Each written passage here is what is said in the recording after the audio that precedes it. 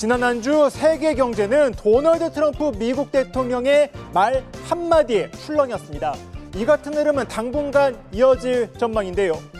3분 맥집기 오늘은 90일 유예를 정리했습니다.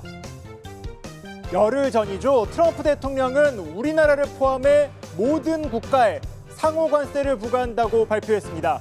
전면적인 글로벌 통상 전쟁을 선포한 겁니다.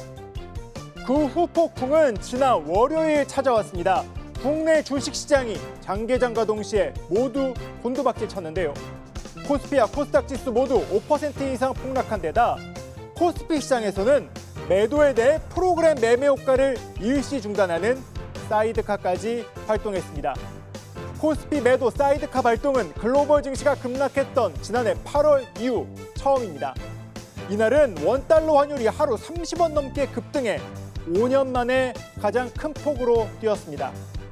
전문가들은 관세 전쟁으로 인해 세계적인 경기 침체가 우려된다고 입을 모았습니다. 스태그플레이션 우려 플러스 관세 정책이 공포심리를 확대 재생산하면서 무역 전쟁으로 인한 경기, 물가 공포 심리가 시장을 지배하고 있다라고. 다만 이 같은 상황은 목요일에 반전됐습니다. 트럼프 대통령이 돌연 상호관세 부과를 90일 유예하겠다고 밝힌 겁니다. SNS를 통해 깜짝 발표했는데 뉴욕 증시 3대 지수는 수직으로 급등했습니다.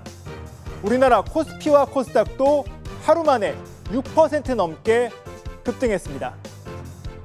트럼프 대통령은 상호관세 유예 결정의 이유에 대해 이 사람들이 겁을 먹었기 때문이라고 말했습니다.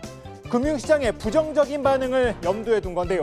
트럼프 대통령은 각 국가의 혼돈을 신경 쓰지 않는 듯 유예 결정 이후 주식 폭등을 자랑스럽게 말하기도 했습니다. But over the last few days, it looked pretty glum. I guess they say it was the biggest day in financial history. That's a pretty big change. And I think the word would be flexible. 일단 시간을 벌게 된 각국 정부는 한숨 돌리게 된 상황입니다. 하지만 언제든 관세 폭탄이 떨어질 수 있는 상황인데요.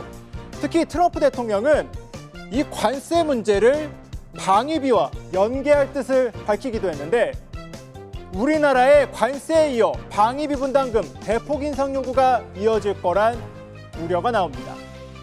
It's unrelated to trade, but I think we'll make it part of it because it makes sense.